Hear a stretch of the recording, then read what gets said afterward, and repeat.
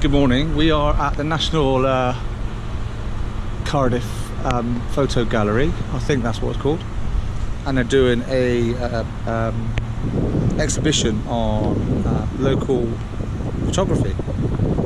I don't know the word to use. Come on, Bree. History of Cardiff. That's what I think it is. So Pete couldn't make it today, so Pete, I thought I'd bring a GoPro so you can have a look at this.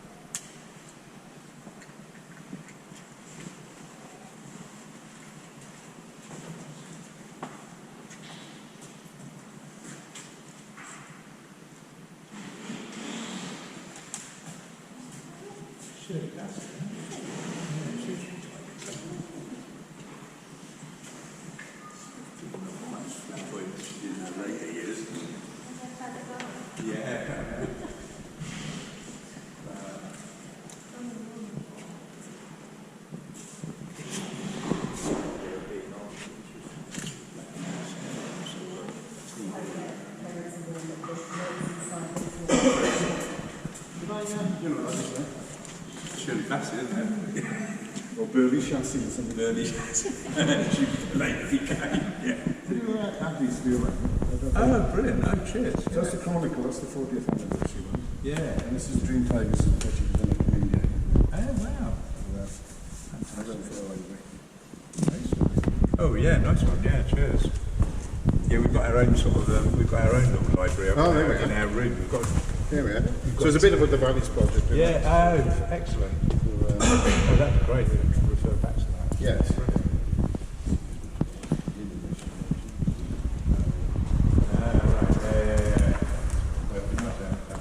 Yeah, yeah. Cool. Sorry. No. Yeah. So that's the first time she returned. After making a big break.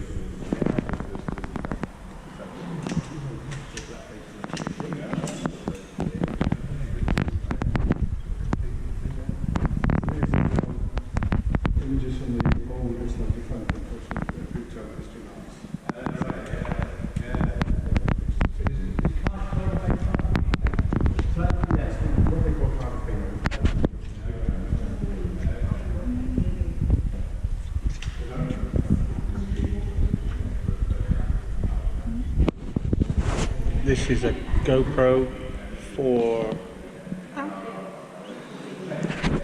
There's a couple of new images like Yeah. Come back. Yeah, that's sort of quite through our students, you know what I mean? Yeah. Especially the sort of technical things, sort of quite conceptual and stuff like that. And then all of a sudden, it was really nice. Yeah, I like refreshing. Yeah, because at the end of the day, they're good. This weird guy keeps following me around, don't know who he is. Not just this one. Yeah, that's right. That's right. And Maciej probably. Oh, is that Maciej? Yeah, Maciej. Polish guy, yeah. How do you himself? Ah, you say his name. The big Daowicz. Yes. Yeah, this is an amazing That's the Cardiff After Dark series. Yeah. These are 4 negatives I found in a charity shop. We've been around in the postcards. Wow. And I got to the little container with the naples. That black marble. Yeah, that's right. The funny thing is, what's happened this one, there's a copper in every one of them. I don't know if it's a coincidence. Yeah. It's like Bobby's on the street. Yeah. Well, maybe you did see it. And then this last one, this is the opening of the Bowden exhibition. And this is where he first got interested in doing the Davies project. So he had this exhibition for his black and white memories, I think it was called black and white something. So this was the opening, and he was doing that. They were talking about the Davies project, and he kind of invited himself. Okay. And that guy taking the pictures as well. Like he's saying the Davies project, actually. Okay. Yeah. Well, David Bailey's just given a talk in Bristol at the Martin Power Foundation. So you've really established yourself here. We've now got Martin Power Foundation and Royal Photographic Society in Bristol. And the National Museum are doing an exhibition for Martin Power. There you go, that's just a quick whip through so you can pause and look at the pictures instead of I think I filmed everything, so just have a look through and pause, Pete. Cheers. Go on, Peter. Pain to put back the other. I'm gonna make one of these. Okay. I'll have to give it.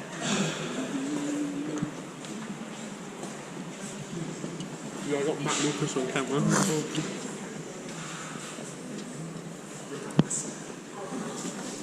Okay. We're like the naughty kids in class. If you're the Linda for snitching on yourself, what are you snitching on us? This is Paps here. Paps. Yeah. What's Paps? Paps. Popper. Big Popper. Dad. What's it, Bard? All round the table. Lecturers. Oh, excuse me. No, this is round the table. There's a couple of things still going. There's no BITV contracted. So this was made in 1985, and it was shot in Wales. And it's just a little introduction to the Valleys project.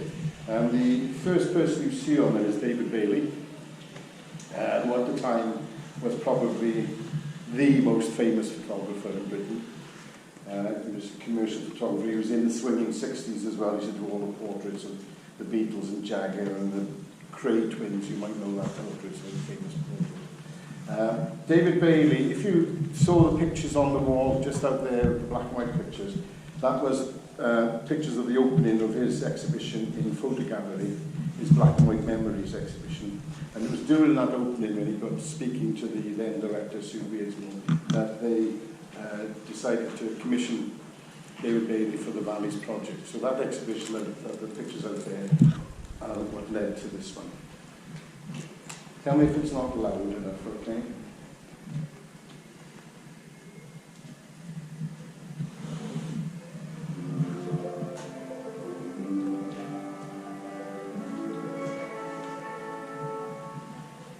I'd like to do a photograph.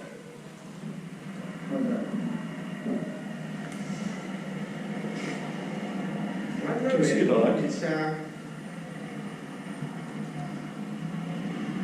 I suppose ultimately I find everything difficult to photograph.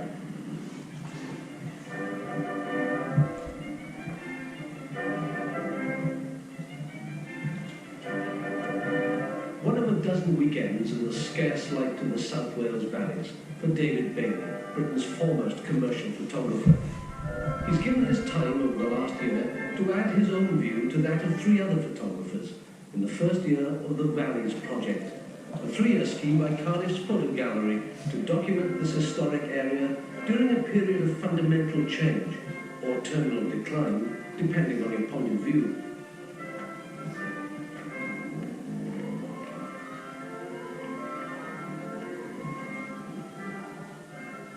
The idea came up as a result of a discussion quite a long time ago, and it's well within the policy of the gallery, which is to commission photographers to go and work on regional ideas. And because the South Wales Valley's economic base has shifted so dramatically of late, it seemed all the more important to concentrate on that particular area. Does it fit in with the particular policies that you have for the general work of the gallery? Well, yes, I would say so, because basically the Ffotogallery wants to operate in a manner which is quite unlike most other galleries running either in England or in Wales, and that is to commission photographers to work on projects, commit themselves for a period of time. The projects are regional, so that the gallery is circulating in terms of commissioning work. The work is shown in the gallery and it's regional for the regional audience, obviously. In a sense, I suspect that most of the photographers that we use at the end of the day will be from outside. And I always think that doesn't matter in a way, because they go to an area unclouded by prejudice in a way, although of course they might have preconceptions. I had all the Hollywood or middle-class writers' conception of miners with black faces walking home, having the Bill Bryant image of the miner in the bath, having his wife giving him a bath. I mean, it's a romantic image from the outside, but it's not romantic for the people taking part. The cliches are so obvious that it's quite easy to avoid them, in a way. Having said that, we just made a cliche picture of a I don't know what you call those things, pinhead wheel, whatever it's called. And I think it's quite easy to avoid those things if you recognise them beforehand. I mean, it's so painfully obvious that it's not like that anyway. Today's the best light I've ever had in the valleys of Wales. Because every time I come here, it's raining or misty or foggy or just dull. And today was an exception. Because in black and white, just really doing tones in colour. The problem with colour, there goes now. The problem with colour in photography is that you have to use all the colours. And if I was painting it, I could paint it all blue, or tones of blue. But in photography, you have to use all the colours. And they're also Kodak colours, they're not my colours. Some man in a white Kodak colours. That green's going to be right. Is that green? I didn't make up my mind. That's green. It's green, isn't it? It is easy to think about it, but it's equally easy to draw. I mean, everybody can draw. Photography has its limitations more than painting. Painting is the ultimate art in a way. I mean, it's infinite. I mean, it's infinity. I mean, it's got no boundaries. You can go as far as you like, whereas photography is sort of limited by all sorts of things, but you are in architecture, you are in sculpture in a way, you're limited by the tactile object, but somehow painting has more possibilities than any other art for me. I mean, I could possibly be wrong.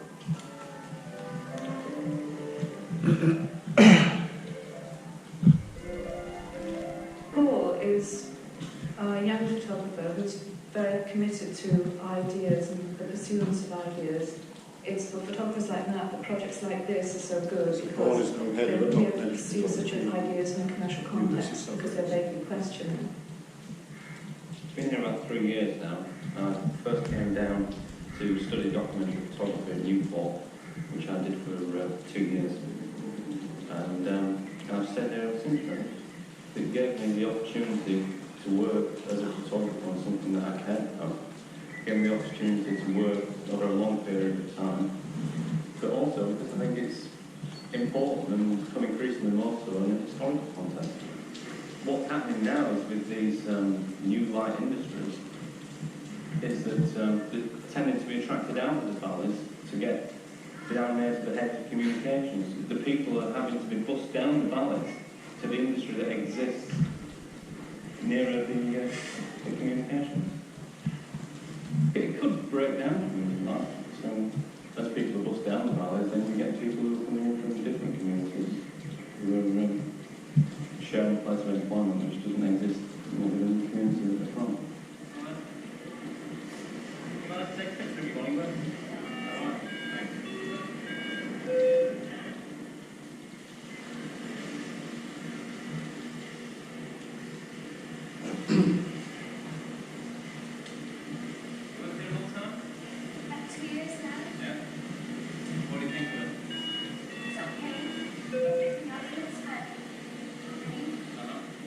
This area has for so long been dominated by a male workforce in the heavy industries, and now that those have gone into decline, the alternative employment that's been brought to the area, such as the new technologies, is more geared, so to say, to female employment. I start work about 8.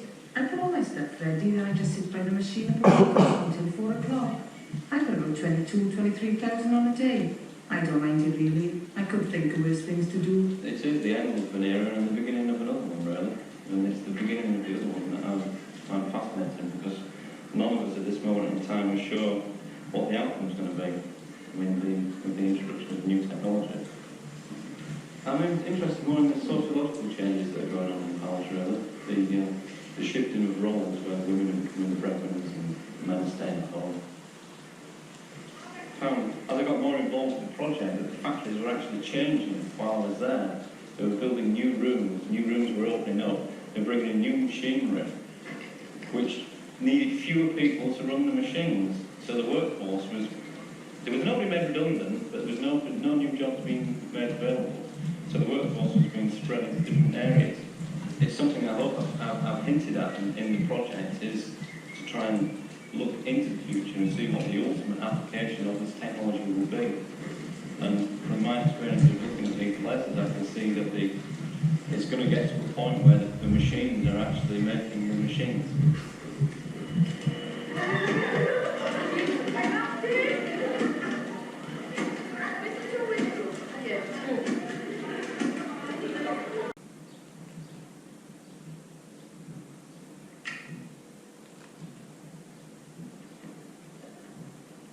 I think it's important to document the way our environment is developing and changing. And of course, that's not really being, it's quite difficult to find material from 20, 50 or even 100 years ago. Very difficult to find the material, and results of the same kind of photographs over and over again, always there.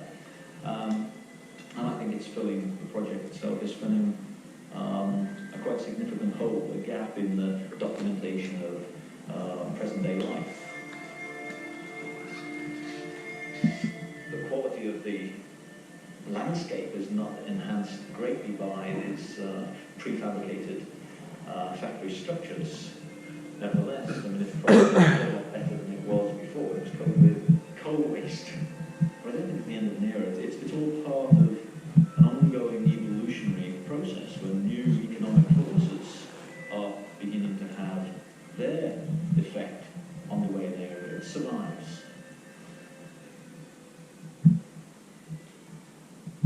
I wish I'd have recorded it all a bit before, in fact, before it all went in a way. But I think any time, I mean, in 30 years' time, somebody's going to say, oh, I wish I had recorded when Bailey recorded it, because it was better then, because we're always nostalgic about the past.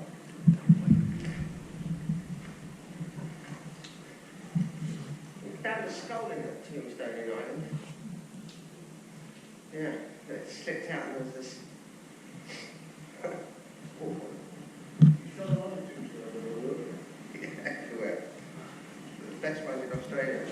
I found my one in Australia. David Bailey died in 1936. We're not mad about our dead like the Italians or the Spanish. I mean, they keep their cemeteries or graveyards. I mean, like, really smart. In Britain, when you've gone, you've gone.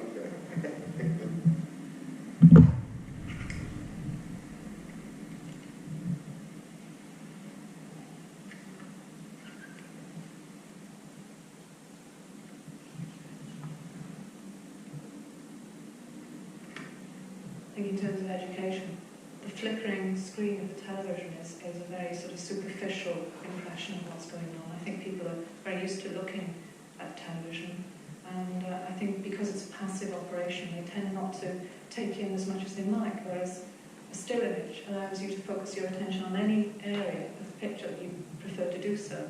And because it's generally all in focus, if it's an informational picture, it scores a great deal, I think, over a moving image. There can't be no problem in America or Italy or France. It's just the English are a bit backward in visual arts. They always have been, I suppose. I think the Arts Council are obsessed with opera and ballet and elitist arts, yeah. I don't know, I think it's the English tradition of Shakespeare. I mean, the English are interested in the written word rather than the visual image. It's the heritage. I mean, the Italians have the heritage of Michelangelo and Raphael and Leonardo, whereas now I think if you've got something that's hot Shakespeare, you might as well cash in on it. It's good coming here as an outsider. If you lived here for 3 months, it'd be much more difficult to do because you start to get used to things. It's very difficult to see. It takes a long while to learn to see. But it's nice to learn to take what you can see immediately. Oscar Wilde said, if you can't go by first impressions, what can you go by? Second, fourth, fifth, sixth. But no, I mean, it's another way of looking. I mean, obviously you're not going for the soul of the place, but you're getting something else. You might be superficial, but it's still a view. I photograph Father Christmas. This is for me. You never get what you want. I mean, one day it's like a book. It's like a painting. You never really finish a painting, like you never really finish a book. Or I never really finish a book. I just say, right, now I've got to stop. Now I say to the publishers, you can have it in April. And I know that up until the 30th of April, I'll still be doing pictures for that book. But then after that, you have to make a statement. Otherwise, it's endless. It's like a piece of string. You've got to tie a knot in the string sometimes and say, this is where this one ends, and I'll move on to the next one. So never could I photograph the valleys. I'd never ever be satisfied, not in 1,000 years.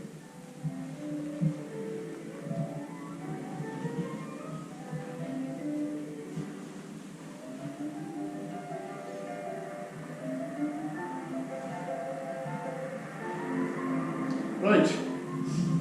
So I think the interesting thing about that is the way what they choose to photograph. When we look at the work, you find that a lot of Bailey's pictures aren't titled. He didn't even know where he was half the time and didn't bother finding out. So he wasn't really interested in the history of the place, really, or the name of the place. He was just interested in purely the visual, how it looked. Somebody like John Davies and Ron McCormick actually done a lot of homework. They knew exactly which lines. And then Paul Reas was working completely differently. Ron McCormick, Bailey were working in 5.4. John Davies worked in 5.4 and medium format, whereas Paul Reas was working with 35mm, and you can see it was handheld and they're completely different pictures. So you can see how they use different equipment for the different effect. I think the most profound thing about that, though, was when Paul Reas said, we don't know where this technology is going to lead us. I mean, that's before mobile phones and everything. So, you know, it was quite a profound thing to say, and I would never have guessed. How far technology went. Okay, so we'll have a look at some of the pictures now. Is there any preference they would like to start? I think in the past we've looked at Bailey, haven't we? Yeah, it might be a good idea to start with Bailey. Yeah. It was kind of sort of the star of that show, really. I think what we're going to do is going to look at a range of photographers' work, hand-printed work. Be really careful with it because they're archival prints, so be careful not to kink them, be careful how you pass them across. Don't put your fingers on the surface because it's...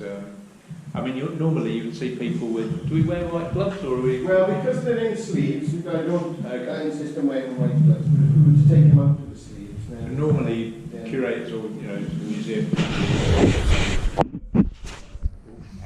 wear white gloves so you didn't get any residue, any sort of oily residue, acid residue from your hands on the pictures. Yeah, like skin oil. Eh? Like oils from the skin. Yeah. Yeah, so just be super careful of them. Keep them holding in two hands so they don't kink. That's the main thing. So, these are Baileys. They're different formats. We saw him using, the camera he was using in that TV programme was a Technorama. It was a Linhof German camera. And he actually had on a roll film back, so even though it was a sheet film camera, he had a roll film back on there, which would take 6x12, which then he'd crop. This is probably that's a 6x18 there. But, so he cropped some of his pictures. Sometimes he was using a Hasselblad, so 2 1/4 square. Sometimes he was using 5x4.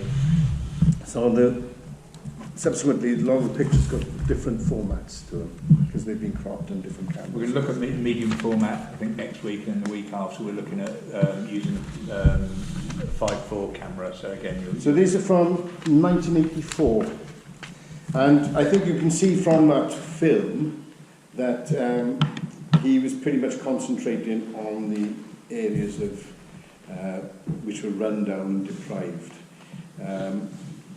The valleys at that particular time in the 1980s, the last of the coal mines were coming to the majority of them were in the 1960s, but there was still a few left, probably 10 or 20 left. They had just rapidly disappeared. The last one was Ffotogallery, which only closed a few years ago. But that was because it was slightly different. It was actually bought by the workers and then carried on. But now there's no deep collieries at all in the valleys, no deep mines. There's some open cast ones, big open cast, but that's the only. But there's no market for coal anyway now. But as you see, Bailey, the other criticism, you could say it's a criticism, I have of Bailey's work is the printing is awful.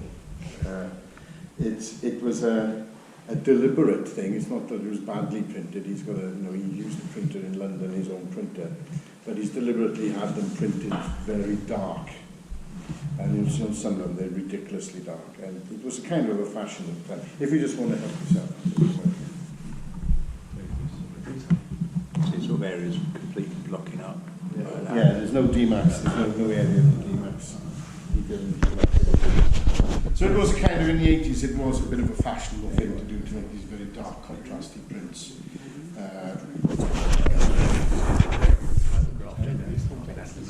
Yeah. And I just don't think that technique has aged particularly well. No, it's dated. So we sort of talked about that in terms of darkroom, in terms of darkroom skills. I like contrast. You will print in your own way, and I think that's sort of important that you do that. But be aware of the dangers of printing like this. One of the dangers is when you first get into darkroom is you want to print everything high contrast because it looks really funky and interesting. There's also possibly a tendency to print things either too light or too dark. So just be aware of the balance of those things when you're looking at the prints here. When I tell my students about contrast, because there is a natural tendency to print something very contrasty because it's quite graphic, quite punchy. And I liken it to having sugar in your tea. Because if you take sugar in your tea, you really enjoy the taste of the sugar, you enjoy the sweetness. And if you give up sugar at first, tea tastes foul. But the more you persevere, you actually start to discover that it's rather nice without sugar. And I find that about contrast. At first it's very hard to wean yourself off being too contrasty, but when you get a full range of tones, it's actually, much nicer. This one's interesting. This is probably the most iconic print of Bailey's. And what's nice about this is now at the Mining Museum in Chahavod, but there was a working pit at the time. It's now a mining museum. But this picture here, Wipe Away Susan's Tears, it was a poster campaign for Bernardo's, and David Bailey actually took that picture. So it's a David Bailey picture taking a picture of a David Bailey picture. Chris, I'm not sure who the photographer was, but the favelas and that project of the eyes looking back. Yeah, it's reminiscent of that. The French graffiti artist, Mark, called JR, who put all over the favelas of Sao Paulo or something, Brazil, plastered them with the eyes of the women. There, black and white pictures looking out over the rich areas. Yeah, very powerful. Absolutely fantastic. Do you feel? I think you're allowed to take photographs with your phone. I don't think you're that's not in breach of copyright or anything. So. For educational purposes, it's absolutely So you'll see on some of these, like this one on the sky, how ridiculously dark it is. So it's probably like a red filter. And then dark as well. You can see the one with the iconic one with the waist on the tail. How dark the chimney goes towards the top where he's burnt in the sky. And didn't bother trying to hold back the chimney, so it's quite crude as well in a way. I've seen some different ones this year in here. I've seen some different images than I've seen before, I don't know why that is, but well, a lot of them have been... This is one we've sort of gone down a bit in terms of the printing. Yes, indeed, completely blocks up, isn't it? I mean, if you're familiar with his book NW2, he's treated that part of London, which was at the time. That's right, corrupt. Oh, is it? So is that what it's called? Or No, well, NW2 is like cricket. Oh, it's cricket. I used to live in cricket. It's just like there. Weird little postcode. NW3 Somewhat darker than the rest. Right, yeah. But it's still a real. NW5. I mean, that would be a case for maybe dodging burning in Yeah. Yeah, this one's pretty burnt a lot. It's heavily. That's really high crime. Yeah, well, I went to Yeah. one of the property Yeah. which was in Croeso. That's the one. Again, it was popular look at Ah, Christopher got a lot of Christian brothers. I still think it was lovely. Went into the kitchen. Well, yeah. Look at the level of detail. when you do what we were doing yesterday about No, I mean, I three think probably three today different would be- contrasts. Yeah, I like that It because would be really interesting to look. 'Cause Yeah. it was really high. I don't know, maybe it's just a kind of metaphor, I think, for how we felt about the place, you know. Spend time looking. It was interesting that you were talking about in that film. You said, oh, it's the best thing. Yeah. No, I mean, we're all sort of slightly different. And then he goes and has them print things with us. it's crazy how like well focused it is. Like it's Yeah, so clear. I think what you're getting with that is it, on larger format film, you get more grain, Yeah. finer detail on it than you would with 35mm. So if you think 35mm is about that size, 5.4 negative is about that size. So you can enlarge it a lot bigger, but also you see so much more fine detail. I'm not absolutely certain this is also medium format as well. You notice it's 3:3. It's hard to tell. I don't know what format you could. I'm not sure. I mean, certainly he's not avoid. I'm not sure the he doesn't difference avoid cropping. in look between the medium format and large format, to be absolutely honest. What you do get with large format is you can control the sort of depth of field by I mean, sometimes like this and you one can in move church the camera slightly off in angle. different ways, so you can frame up the scene It's almost slightly 35 differently. millimeter away. With a camera view like that, to move it, you have to Yes, sort of yeah. move around. But with a plate camera, you can sort of move what you call the front standard. Do you know which of these are done with the 5.4, Mark, the Linhof? Well, it's hard to tell. It's hard to tell, yes, because as I said, it was a gold film back, so even though it was a large format camera, he was using it as a medium format camera. So I think most of them were with the Linhof, but I think they're heavily cropped afterwards. And then some of them, obviously you can tell the Hasselblad ones, they're square format. I mean, a lot of these images aren't, very appealing in lots of ways, but I think it's worth sort of remembering that they're, what Mark and what the presenter of the programme is saying is that actually they're quite cliche views. So, you know what I mean? And you may be getting more nuanced sort of photographs from some of the other photographers we'll look at. I always get the impression with these pictures that he imagined that the valleys were really big, and then he went and looked for that. Yeah. They were all kind of pre-taken in a way. Yeah. He didn't We looked at one when we were looking at cropping. We looked at a photograph by Eugene Smith of the miners with the valley in the background and how he cropped that.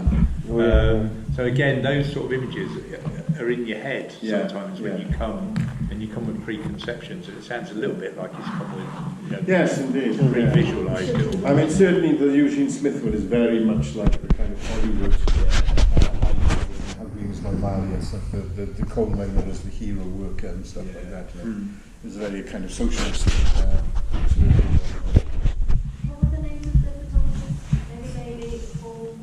Reas. Paul Reas. R-E-A-S, I think.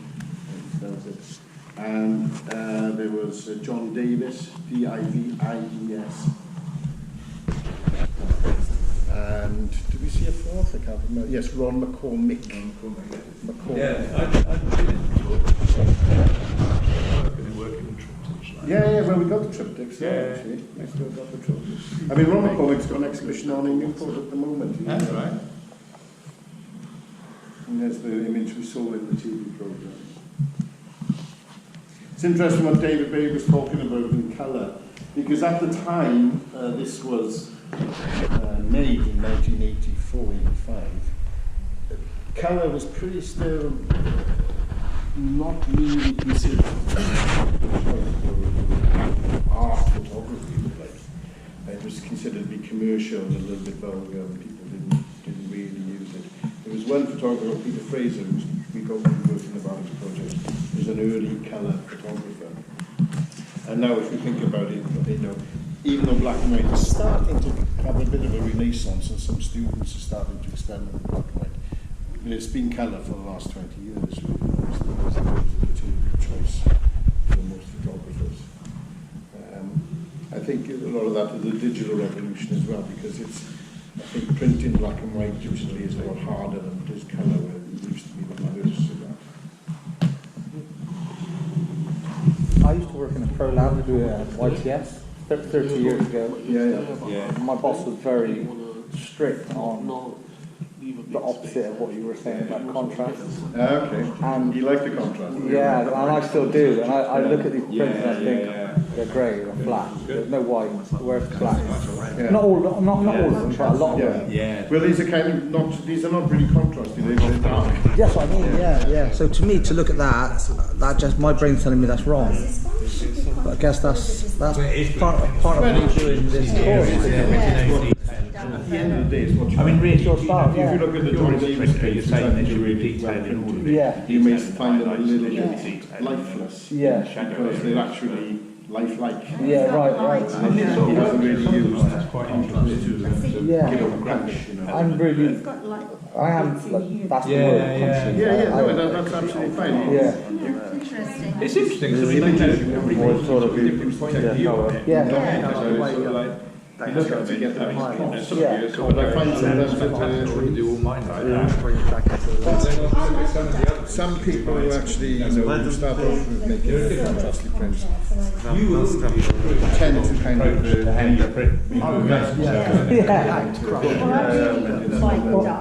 especially when you My photos that I've got that I have printed, make it as realistic as possible. Right. So your head, you know, you kind of get an HD sort of look, you know. Yeah. Like the ultimate television is trying to get the picture look like it's quite photographers approach it. The photographers say, look, you're Photoshop, all these things you can do.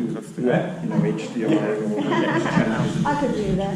And it's just a method to try and save it. Yeah, and this is what's great about doing something more advanced course, really, because you're learning you're learning to interpret things in a different way. And I think also when you're in college, you get exposed to photography, you know, probably you see as more photography than you'll ever see after you leave. It's the one he was photographing when in the programme. When you're exposed to other people, and if you're starting off, it's bound to affect the way you feel about it. You'll be influenced by other people's work, so you all change. And it keep on changing. Yeah, absolutely. I found when I look back at my, if I look back at some of the photographs I've had, I've taken 30 years ago, well, you want to, because otherwise you're not going. But then I look at some other stuff that might have been from the same period, and I think that's worse than what I took. Yeah, that guy's famous. Yeah. So that's the art of it. That's what I started to enjoy. Where I never enjoyed it before. I could be like. But of course, another thing is waiting longer than pictures that you dismissed. Start to get interesting because time embellishes the picture with something else. And I love old engineering and old cars. Okay. So when I was watching some of the film, I thought, just when I saw that Monterey for, I had the same car. You see that Bailey had a Porsche 928. Yeah. In my personality, My 28, my dream car. I tend to always 94 was worse. The It was a Volkswagen, the 94. yeah, that's right. Let me just can I just point out this picture here. It's an interesting. Was it McCormick who stood on the car? No, it's John Davies. Yeah, John Davies. I loved what he did with that because like he had the. It's clear he'd done it before and he thought to himself. Yeah. Okay. Yeah, it was my first one. It's not got a photonic on it, no. No, but it's the one for classes. A I've got a dialect corrector on it. Yeah, very good website. Yeah, So this is good for That's a big thing back in the day. buying. 4,000 Yeah, Tommy, buying an F3 brand. Well, the thing that I want to try my favourite to Nichols. I had an F4, never the 3, yeah. F3 I is said to the builders today, the F1 photography, the Very F2 nice photography. Yeah. really think. I made the Canon F1. Would you use that after the Oh, this is what I want to do. Yeah. That's what got me. When you took me and said, we do film, come and have a look at the dark rooms. Yeah. Oh yeah. Massive battery That's pack. what So you sold me then. Yeah, okay. When I walked in that dark room, yeah, I went into it. 167 MT, it was up before the RTS, and 100 quid. We were just talking about that at lunch with a Thomas and Sonder staying on the Glass floor. different story. I want to say that I work on freelance. Yeah, exclusive. Yeah, but Better make bread and butter somewhere. but Yeah. if a customer will pay for it, I will totally do it. And so that's why I want to learn the Yeah, yeah. Oh, God, I don't want to take That house hasn't been changed since Cool. she was a little girl, really. Well, we Back home in Ireland, really same thing. Like. Yeah, in what's called this Data realm. in Welsh, I don't know. No, that's the dado rail there, isn't it? That's the picture rail there. Very welcome. That's what I asked me about the, recording us. My nephew speaks fluent. Yeah? He lives in Clonmel. Oh, all right. Where's he live? Sandalo. It's a Welsh-speaking area. I'll tell you what, you're going to get back. Yeah, that's in Carmarthen. What's in Carmarthen Shire? we're just having a look at it. Carmarthen is the main area. Yeah. Fraser used to be back. That conservation. I've been loads. It's quite a nice place actually. Yeah, You've been yeah, well, I don't have any. it's well, the Welsh language is on the big river. I don't have any. You can get on the megabus. No, It's one of the most popular schools. The Welsh language schools. Yeah. So he's trying to get the kids. They get to Do we get that Marvellous. Yeah, mine's fine. Right. I think it was. Right. Are we all? Can we crack on? Yes. Coach is going to be here in about 15 minutes. All right. So Mike Berry, then, so like Fran Odell, very much interested in the people of the valleys, and also had you can tell he's at ease. You know, he puts his subjects at ease. He's got that gift, and I remember hearing Ron McCormick on that thing saying about he likes photographing landscapes because he hasn't got that certain gift that you need to put people at their ease to get the best out of portraiture. Well, Mike Berry obviously has. This first picture, it's entitled Stella Phillips, Brook Street, 1985. What I love about this is this it just reminds me so much of my grandmother, actually. Nearly every matriarch in the Rhondda wears an overall. During the daytime, you'll never see them. My nan. Always had an apron. Yeah, Yes. same sort of thing. Yeah, mine. And you'll see they look absolutely filthy. And that's the reason for that is cold. Right. Yeah. Any widow or retired miner or widow of a miner would get 100 tons of coal a year from the coal board. 100 tons? Yeah.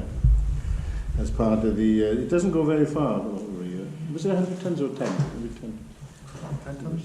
10 tons perhaps, yeah. It was a lot of coal. 100 tons. No, it wouldn't be 100. It was a hell of a lot of coal anyway. So you go and break it up yourself. You have a coal fire and you go into the, because they'd come in big blocks, so you'd have to go in the coals. And every council house had a room just for coal. Yeah, so remember you that. go in there and break it up. And so you're always filthy with bloody coal, like it's a messy old thing. So even though they look filthy, it's just because, it's party because to do with coal anyway. But what I love about this is this house obviously hasn't been changed since. If she probably grew up in that house, or at least her husband maybe grew up in that house and she lived in there, but it hasn't been changed. And the pictures of the ancestors, I love the details like the little Staffordshire dogs, which everybody seemed to have. It's like the ducks on the wall. Yeah, exactly. Staffordshire dogs in Wales, that's really. Yeah, well, they were just so popular everywhere, weren't they? Staffordshire dogs. That's almost Victorian. Yeah, I mean, it's you can see it hasn't changed. That's. Oh, so they're not actually Staffordshire Bull Terriers, then they're called. Are they made by? They're known as the Staffordshire dogs, but they're not the actual Staffordshire Bull Terrier dog. Staffordshire pottery. That's just what I was trying to say. Yeah. It's just Staffordshire pottery. That makes sense. But I can see those pictures now, you know, they were heavy oak frames, and some of them were hand tinted. Just a little bit of hand tinting on them. And they were kind of dead. Like, you know, they never... Well, that was when you had to hold for yes, so long, exactly. so you just like... Yeah, so you'd be staring. That's why they... I think that's the thing about Victorian pictures, because the film is so slow, everybody looks kind of dead. Yeah, because to just sit there and smile. But have you seen the weird ones when it's actually one of the children die and they pose with someone, so they got all these kids and there's just one sort of sitting. It's so weird. Yes. It's so weird. This is a picture, I don't know, you know, can you imagine just taking that today if you were a fella, like, you know, just walking around taking pictures of kids? You just can't do it anymore. No. You know, it's not, you just kind of just wouldn't think about it. Trying to get the dog to look the right way. Yeah. I like that. It's a lovely picture. I mean, she's in a nightie looking, just going out playing a ding contest. The dog just looks confused. Yeah. Lovely picture. This is nice. This is this is Tom Lation watching the news, 1985. So we've got Maggie there in the news, and then we've got Mike Berry reflected in the mirror as well. So that's rather nice. All three of them are probably not with us. You know, to know definitely two of them, and I wouldn't put any money that Tom is still alive anymore. And more pottery. Wait, did you say Mike Berry is not alive anymore? No, Mike Berry died. I think very, you know, quite a young age. Bread and butter on the table. Yeah. So basic. These flowers. I think I would have been like 12, 10. How long was Maggie Thatcher in? Well, she was in for ages. Oh God, from 1979 she got in, didn't she? 79 to about 80. Was it about 91. Oh God, it's 91, 91. Yeah, it's a long time. She won 3 elections, didn't she? Yeah. So she felt it forever. She was in most of my teenage years. It was definitely an interesting I'm a bit partial. But Geoffrey Mathias and his Lincoln Continental, I really like that because in the valleys. Yeah, in the valleys, you know, the kind of American culture was very powerful. You know? Right. That's why this thing, this Elvis convention, of course, there's a lot of that kind of rock and roll and stuff, and people still to this day identify with kind of 50s and 60s America, you know, as a kind of aspirational thing. And to have a big car like that Lincoln Continental is fellow works down at chip shop as well as his Elvis. Yeah, that type of thing. Yeah. You just don't see jacks like that. No, I don't. It's just, I mean, you wouldn't want to work underneath that car with that thing up there. 2 ton. Yeah, especially a Continental. Girl with her pet chicken. What I like about this is when we'll see others of these is the thing you do up the Rhondda, because the mountains are not really, well, they are owned by somebody, but you can't do anything with the land. Grazing sheep is the only thing, you know, because they can eat anything. But really, it's quite barren the side of the mountain. So very often people just build stuff, you know, they'll have a little plot and maybe they'll kind of turn into a loft or something. But most people used to have pigeon coops because the pigeon racing was very, very popular. So you get a lot of these corrugated iron shed things going up. And they were kind of man caves, they were mostly. But, or asbestos. Yeah, probably a bit of asbestos in there as well. But let's go with the pet chicken, which I think is no chicken racing. No chicken racing, no chicken fighting. No, pigeon racing was very popular. And it was a big problem among men who had this thing called pigeon fancier's lung. Because the small, very small feathers used to get into their lungs and cause a bronchial infection. Do you have any hair coursing now, do you?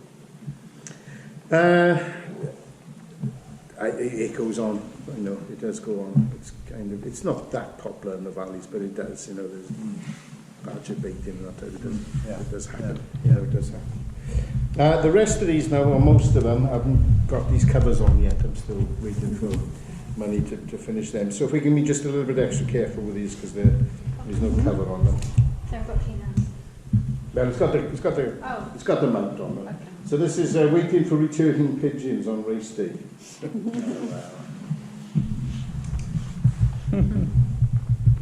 But I'm a great believer, you know, that I think dogs furnish pictures beautifully. I try to have a dog in my pictures whenever possible, but I just think they're Great, they're my favourite scruffy living little creatures and cuddle machines. I love seeing a dog in a picture. I got a fantastic picture I bought of the Merthyr Tydfil Police Football Club, and it's 1911 or something. There's a big lineup of all these men, you know, with their kind of Victorian moustaches and Edwardian moustaches and that, and all looking very sporty. And there's a dog there sitting amongst them. And you've got the names of all the policemen, PC, so you get to the dog and his name is PC Bosco. I love this. This is kind of a matriarchal meeting in the summer. Look, they're all having a chinwag. All got their flowery overalls on, look, which is very good. And the thing about the valleys is, well, you don't see it so much anymore, but certainly when I was a kid, a lot of people had varnished doors. And in the summer, to stop them to stop them fading, the varnish faded, they used to hang very bright material on them, like deck chair material. So all the valleys used to be really kind of gay in the old sense of the word, you know, kind of all these stripy materials and stuff like that. And also most of these houses would have either a little short sort of piece of land in front or no garden whatsoever and go out onto the street. And very often women would scrub that little bit of pavement outside their house, scrub it, you know, with this kind of funny block of soap stuff they used to use, round block of scrub brush. And lo and behold, if you walked on that after they cleaned it, you had to go onto the road like that. You know, as photographers, we sometimes get lucky breaks. You know, sometimes you're walking around and you see something and you just say, wow, that's great, I've got to take it. And this is one of those pictures, I think, you know, it have to be taken. Yeah. It's great. That's the VG stores, which are a bit like the Co-op. They were a kind of franchise, so they were the nearest to a supermarket you'd get, really, VG stores. Yeah, like you were talking about, like, they've got food here, but they've also got like paper. Yeah, they exactly. Cigarettes. Because there wasn't that many shops around, so they may not have had painted decorators, and you just that's speculated to accumulate. What's this from again? These little spots? Are they? I don't know. It might be something of it. It might. Okay. This has the same, lots of little spots on it. I don't know. It's not quite the same way they're identical. They're like, you know when you go on digital. Well, it's not on the surface. It's nothing to do with. No, when you're printing. It's in the picture. So yeah, he's maybe had some sort of problem. Might have little light leaking from his enlarger or something like that. Because it's light will cause that, doesn't it? If it's dust or anything, it's white, not that. So it's only light you can do that. You're not Peter, Sorry, Pete. So this is the alternative to the corner shop. It's the mobile shop. Yeah. Oh. There was something great about a mobile shop. It's the smell of it. They'd have vegetables and stuff, and it's right in the back. It's quite exciting mobile shops. In Australia, we used to have a meat van and a fruit and veggie van and a soft drink van. Yeah. And then you had the Walton's man who'd come around selling sheets and towels and stuff. I grew up with that. Was that outside the city or was that like? Outside the city, in Australia. Yeah. Outside the city. It was, too far away to exactly. Shops. There was no shop. Yeah. That's what I was thinking. Something back in the day when we used to be rivals. But that smelled nice at the end of the day. What? Is that like a mobile fish and chip shop? Well, no, it's wet fish. It's wet fish. Oh, right. That's where you. That's just like so they'd like drive around and then people would just buy it and then just go buy fish. Yeah. Why don't we get that now? That'd be great. No, the supermarkets, you don't need it, do you? There is something nice about a van coming. But how many young people would sort of see an old ambulance pull up outside and we're going to buy some fish? You want everything laid out and perfect and exactly. Like Laura Palmer. The shellfish guys. Oh yeah. And everybody says, "Have you got crumbs?" Like I haven't heard that joke before. And the old scales. For everybody, but we are going to have to sort of leave because the guys. Okay, we'll quickly go through that. Sorry. George Centre, Job centre? Well, it's a shop and they have a little local kind of job spot. So if you were There's a few going. looking for somebody. So coalmen. This is doing the miners' strike. So these are lads working on the slag heaps, getting as much coal as they can, and in fact, get themselves into quite a dangerous situation. There was at least, I know at least one death from doing the miners' strike. Somebody dig in for coal and it collapsed. That's an amazing shot. Yeah. The chapel that would have been the centre of social activity in every valley, but they all closed. I don't know if you ever read The French Lieutenant's Wife. So there's a statement in the front of that book, a very famous, in 1867 there was more churches built than any other. And in 1967 I know, but it feels like he's burying somebody. You can see the Maybe he is. congregation. Maybe he is. No. This is a picture of waiting for a funeral to start. And there was a tradition in South Wales that only men went to the funerals, women didn't go to the funerals. So as you see, this is It's because of all the alcohol afterwards. and that's all male funeral. The women would go to the wake afterwards, but the men only went to the cemetery. Quite a strong tradition. And that would, even if it was a woman who died. I imagine so, yes. Well, I'm not absolutely certain. There certainly was a tradition of men doing it. But then there also was a tradition of people, they used to look into the obituaries and think, what was the funeral?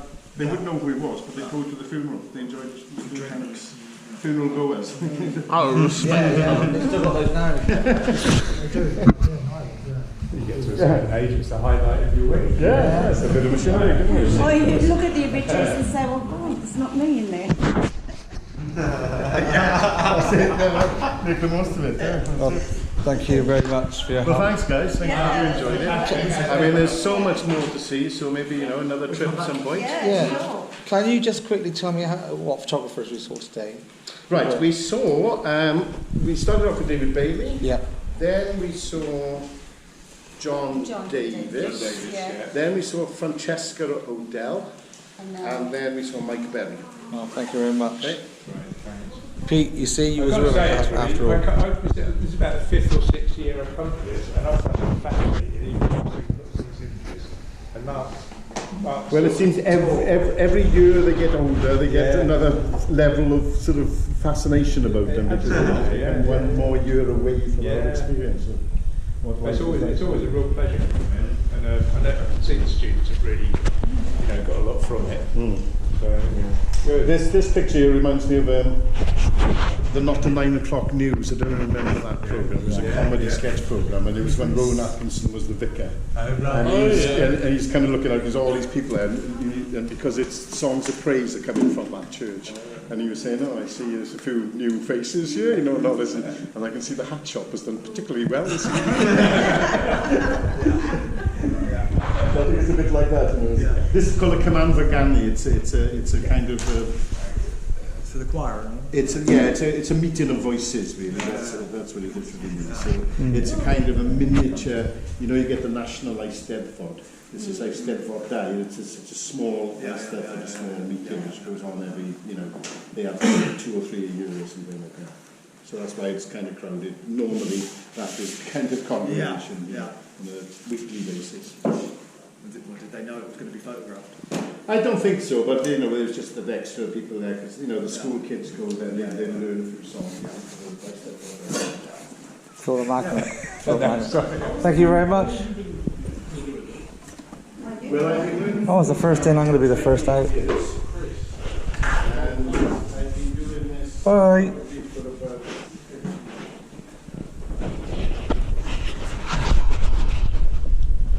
Iconic print of Bailey's. And what's nice about this is now the mining museum in Trehavod, but there was a working pit at the time. It's now a mining museum. But this picture here, Wipe Away Susan's Tears, it was a poster campaign for Bernardo's, and David Bailey actually took that picture. So it's a David Bailey picture taking a picture of a David Bailey picture. Chris, I'm not sure who the photographer was, but the favelas and JR. That project of the eyes looking back. Yeah, it's reminiscent of that.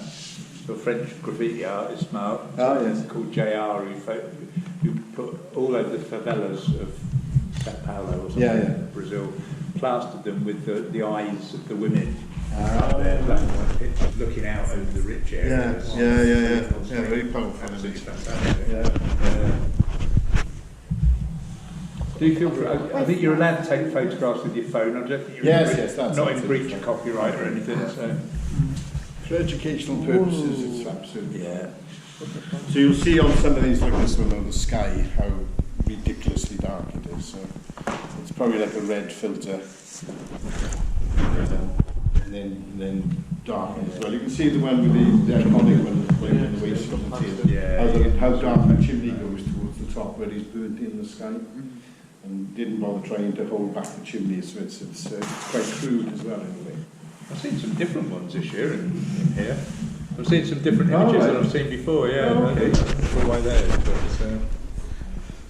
well, a lot of them have been... This is one we've sort of gone down a bit in terms of the printing. Yes, indeed, completely blocks up, isn't it? I mean, if you're familiar with his book, NW2... he's treated that part of London, which was at the time... that's where I grew up.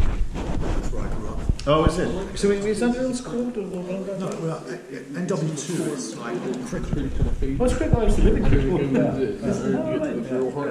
It's just like it's weird that the postcode NW3 is somewhat darker than the rest. Right, But it's still real. NW5. I mean, that would be a case for maybe dodging burning in a Yeah, this one's pretty burnt a lot. But that's really high contrast. That's really that's the one. Again, it was Christopher Buffalo, Christian Brothers. I still think it was. Went into the kitchen.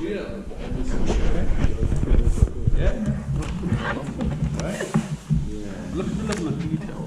When you do what we were doing yesterday about I think probably three different contrasts. I like that because it would be really interesting to look.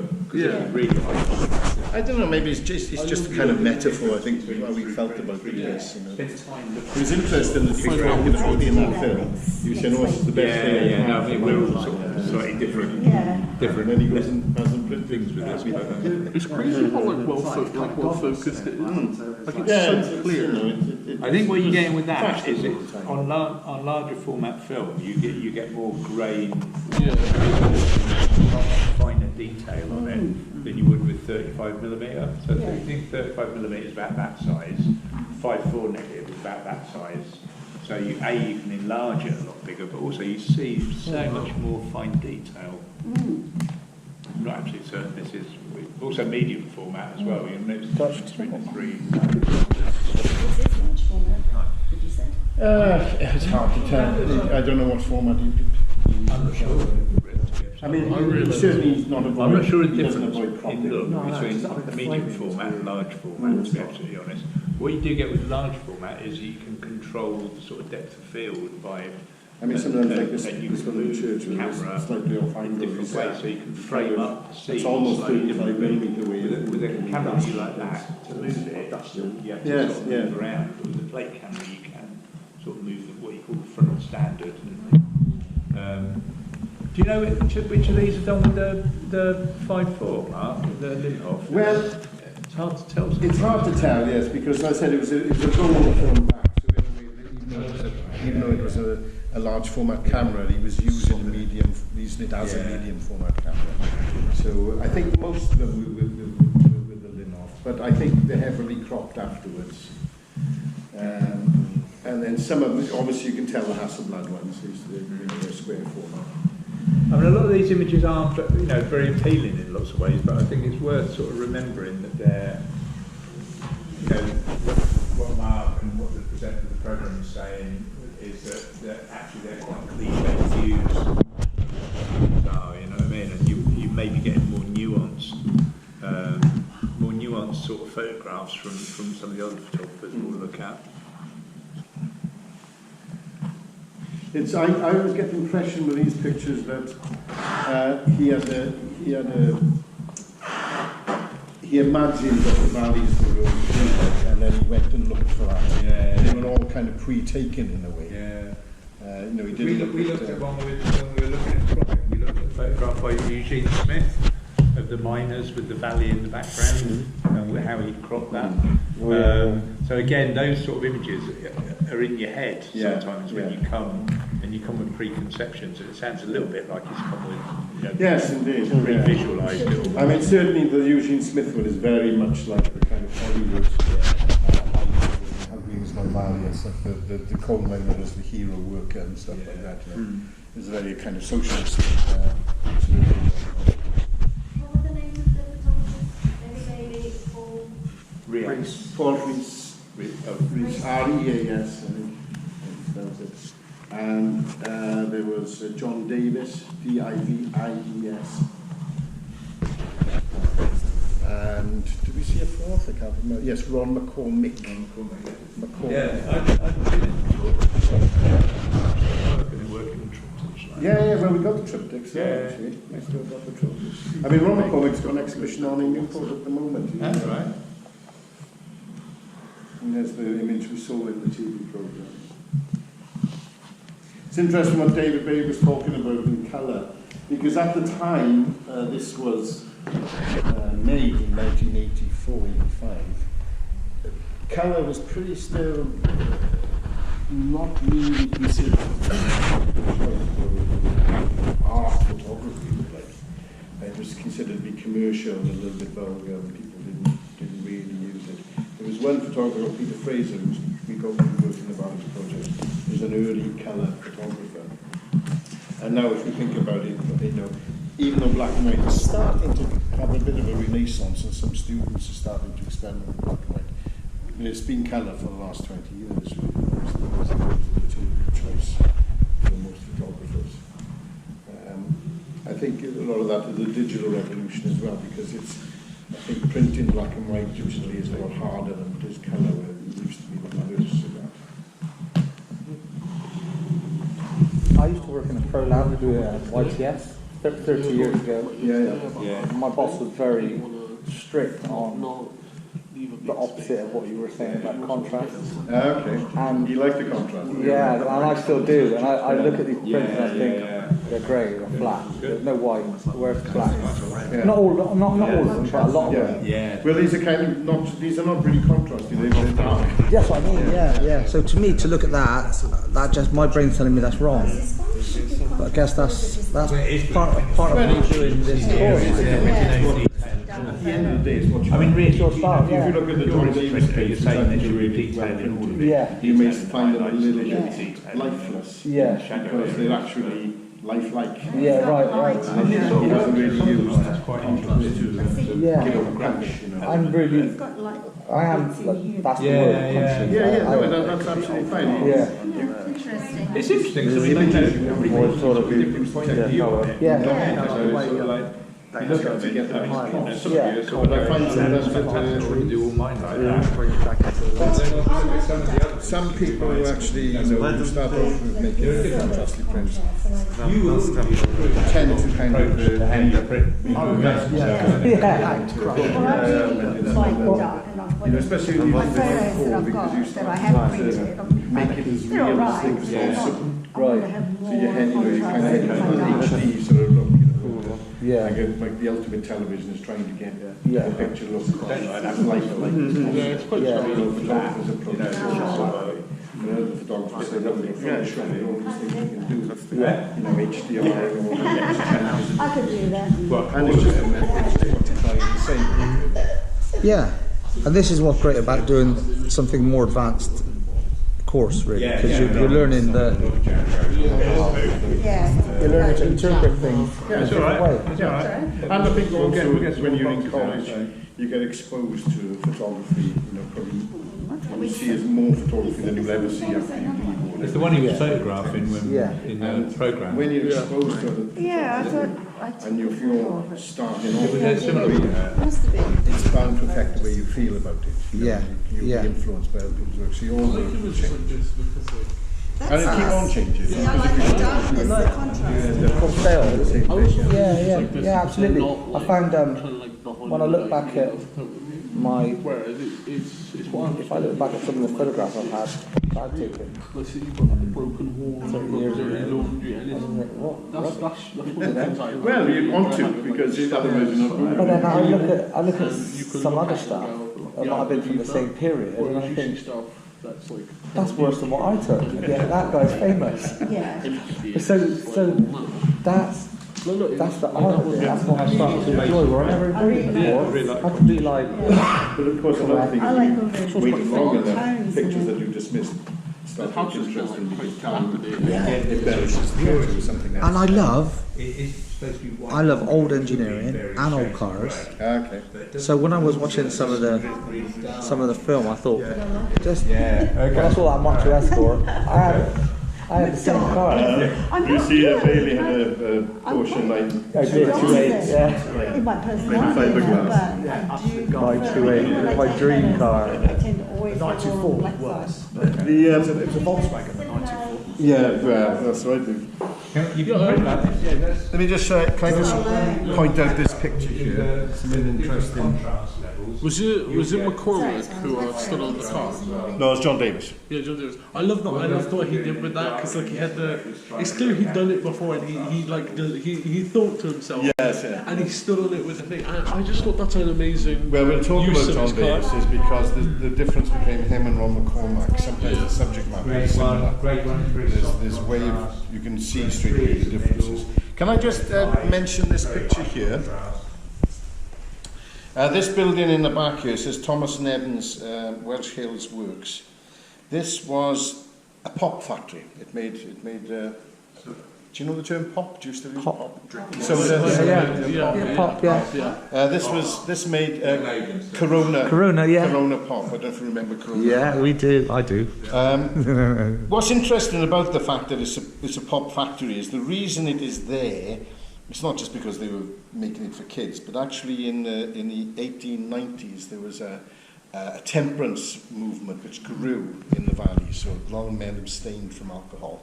And so there was quite a lot of companies making soft drinks because they weren't drinking alcohol anymore. But Corona got really big. You know, that factory was superseded by another one. And they used to have deliveries. You could actually, they would come around in vans or lorries with the Corona pop, and you could buy it off them. So early recycling, wasn't it? Yeah, it was plastic. Yeah. So it's a little bit, you know, there's a kind of social political sort of reason behind that. Interesting now, it's been turned in. It's called the Pop Factory now, and it's a recording studio and a sort of art centre. So it's, I think that's quite interesting. And interestingly, you know, like Susan's Tears, I don't think that was one of Bailey's own pictures, but there's a kind of repetition in it. Sort of Walker Evans-y sort of yes, feel about that. But that checkered flag garage is still going. still there in Porth, yeah, it's still selling. Mark, was there a lot of like Wesleyan? Yes, it was very non-conformist. Yeah, you know, the chapels and non-conformist. And they had set enough. The temperance movement had about 3 different peaks. Because you know, it's a problem with like using home, nipping to the pub. Yeah, you could have one. Drunkenness was a problem, and it became a real problem. Two different parts. Unfortunately, it's at the moment in the Valleys, it's right the other way. It's not temperance at all. It's alcohol is a big plays a big part in things these days. Newfangled. Yeah. But I used to deliver oil. Like this. These These are windows that have been ripped out. The house, our house has been in and out of photography on the for a long side time. wall. We have 3 windows that have been ripped up the same way from back in the day. That house was built in the 1800s. I like this when it shows how things date. There's Penfrew Khyber. This is a place in the Valleys, and that's the Workman's Hall there. But there's an offer from Heineken where you can win £5. I thought £5 4 cans of Heineken. No, it's a competition. Competition to win a £5. Win a cool. I think it says something like win a cool. Is there a date on there? Yeah, cool. Is there a date on there? That would be about 1985, I think. Yeah, I think 1987 I got my first job, £20 a week, so £5 or £4 a beer would have been a lot of money. Yeah. It wasn't five, no. Packet of cigarettes would have been about 28 pence. I love when we look at these, we see stuff that's like kind of like broken down and kind of like they're rolled, and it's like you see stuff that's like there's one there, I don't know which one I don't know where it was, but it's that one. Yeah, you got the windows all bricked out. And it's got like graffiti everywhere. And it's ready for demolition. Yeah, and I love the fact that actually it shows that, whereas most people just think, oh, everything's just like really nice, really pretty, like in place. Well, it's Vance Bailey's, that's what he set out to do. I mean, the thing in the valleys at that time, it was a real change. Yeah. So the old was changing, being pulled down. And interestingly, this kind of new technologies on the machine. What was happening in Wales is a thing called the WDA, which is the Welsh Development Agency. And they give loads of money to start up businesses, and they give things like years rent-free of those units. So companies would move in, didn't pay rent for 2 years. And then what would happen is they'd do the same thing in, say, Durham or something like that. And so they just... So no allegiance to... No. And because the machinery was fairly easy to move around, they would go from South Wales, they'd go then up to somewhere else. Enterprise zones, weren't they? Enterprise zones, yeah. So they were a false dawn. So they're all gone now. So that Paul Reas's work, he's talking about this new dawn and new industries. It's archival. It's archival. The problem with it as well, it was that they didn't employ men. And they employed women on much less wage. So it was a con, really. Yeah. Did he print these himself? No, he got a printer. Bailey's got a printer. I'm just thinking, rather than going through the whole box, it might be worth looking at maybe claws. Yes. Otherwise we'll find especially the Bailey ones, they're very repetitive. So. Yeah. So I always think a kind of a way of refreshing the palate after seeing these really great. That always reminds me of kind of a rich bloody gravy. These prints looking at them. It's like, I think it's to look at John Davies after these. Yeah, it's just that's a nice comparison. Style of printing. That's a bit lighter that one, isn't it? I mean, it's just how it printed that way. Like it or not? Like it. Oh, I really like this one. Yeah. Because you can kind of see the people moving. Yeah. And like you can see kind of like, I don't know what you'd call it, like movement. Well, no, I don't mean that. I mean like the kind of like the blurring from the blurring. I like that one a lot. How would you have done that? What a slow shutter speed. Oh, the blurring of people moving. Oh, just long exposure. So it's on the tripod type thing. It's not moving, stays perfectly still. You know the picture we showed, that really old one, the daguerreotype, with the man having his sheet polished, and everybody, there's no other move, even though it's busy. It's like the only one So you get blur. So that's Bailey, very much a kind of outsider. Didn't really do any things in terms of research. So, if he went to one mine, he would know what the mine was, the name of the mine, and wasn't interested. And that's absolutely fine, because I think he was just interested in, he talked about first impressions. And I think you would see these are pretty much kind of first impressions, just driving around. He had 2 assistants with him, which you saw briefly. But they are what they are. I think there's some iconic images there. And they're interesting because he was like the most famous British photographer at the time, and more used to his commercial work and his portraiture. I don't think he's the best landscape photographer by any means, but I still think it's an interesting look. Just to see how somebody from London at that time, and there is a million miles away, the South Wales Valleys from kind of a commercial London at the time. So I think it kind of comes across in this book. Okay, so the second guy you saw, the one climbing on the car, is John Davies, who used to live in Cardiff. He now lives in Liverpool. He's from County Durham originally, from a coal mining area. And so I think he was a little bit more in tune with kind of working class life. What John Davies has done, they're kind of, some of these pictures need interpreting, because there's little hidden things in there which show evidence of the past industrialization, which is now being kind of tidied up, and as he was saying, the kids built trees on the slag heaps.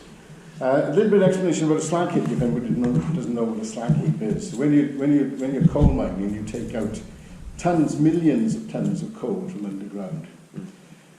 Not all that coal is usable. The stuff that's called slag, which is the very small powdery coal, didn't have a commercial value. It tends to now. They tend to be able to burn that stuff. But at the time, there was so much coal there, they just kept the biggest lumps of coal, and the rest they would literally stack up in a heap on top of a mountain. So you get a mountain, and they would stack up, and they would look like volcanoes, and they'd be all through the valleys. And then in 1966, one of these slag heaps got super saturated in rain because they didn't have proper anything like that, or any way for the water to run out, and it turned into like a slurry which ran down the mountain and covered a junior school, and 116 children were buried alive, basically. After that, things started to change. But something which still irks the people of South Wales today is that there was a fundraising thing to raise money for Aberfan, and they raised what would have been quite a lot of money at the time. And then the National Coal Board wanted to use that money to level off the other tips. They wanted to use the disaster fund money to actually repair and put right the other. And that's another type of thing that went on. But there was a national scandal, it didn't happen. But anyway, if we see in these John Davis prints here, you sometimes very often see these little kind of strange hills. And these are slag heaps which have been levelled off. They would have been more like a conical shape. But because of the Aberfan disaster, they levelled them off. They put, what do you call those things, the runoffs for water? Culverts, is it? Or culverts. So that they didn't get super saturated, and then they grassed them over so that they kind of stayed in a steady condition. And a lot of them is what you see in the pictures there. So when you look at the picture, you can see this evidence of these slag heaps everywhere, because they literally littered. And you can still see them now, there's still quite a few left. The other things you will see as well at the valley bottom, you sometimes see new schools, or these days it's like supermarkets and things like that. But whenever you see this kind of area of new build, you can guarantee that was the site of the coal mine, which they've levelled off and backfilled the shafts. When I was a kid, we used to play in the abandoned coal mines, and the shafts would be like a medium one would be 1,000 foot, that would be an average, something much bigger. And basically they'd get a crane, and they'd either put a 1/4-inch metal plate over the hole, just drop it over the hole. Sometimes they had really thick wire mesh, really thick wire mesh, and drop that over the hole. And you could stand on the mesh and drop stones down there, it's like 1,000 foot down. It was crazy. You can see there's the slag heap there, look at that one there. So they just level the top off. But you can see, they make these new kind of strange landscapes. It's just the kind of post-industrial landscapes. There's nothing else you can do with it. There's so much of that. And then during the miners' strike of 1985, you'll find some of the pictures from other photographers have got people kind of on these slag heaps trying to get enough coal to sell to people. It's like a scene out of the 1930s. It's crazy. Again, with John's, there's hundreds of these. He just takes pictures and pictures and pictures. Now, the interesting thing about John's, even ones of his portraits, that we saw how he did it by climbing on his car. But John Davis, when you're looking at his pictures, you were never on the ground. You were never part of the landscape. Your feet are never on the ground. You're always looking down to this vantage point. So you don't become part of the landscape. You become like a voyeur in the landscape. Like a guest. You don't actually feel as if you're in the landscape. You feel in. He uses a lot of sky. He uses the sky a lot. Yes. Yeah. Even if the viewpoint is from outside, the sky is everywhere. When I have a little viewpoint on my pictures, I will do it on the sky at all. Oh, cool. Yeah, I mean, if you look at a lot of them, almost 50-50. When you do that, when you've got the horizon at halfway, it's something you're sometimes told not to do. Yeah. but the picture becomes quite static. If you have more sky than land, it becomes quite dramatic. The sky becomes massive and then the land becomes small.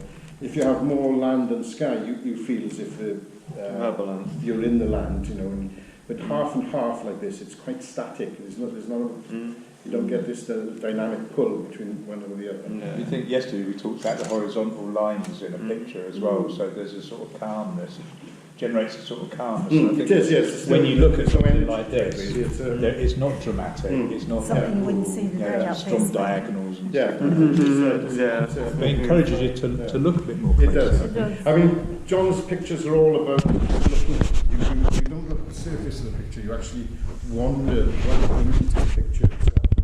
And you can do this because of the detail of large format photography. There's so much detail there that you can wander the streets, you can look through windows and things, you know, it's a kind of voyeuristic sort of... It's almost like a Google Earth, but...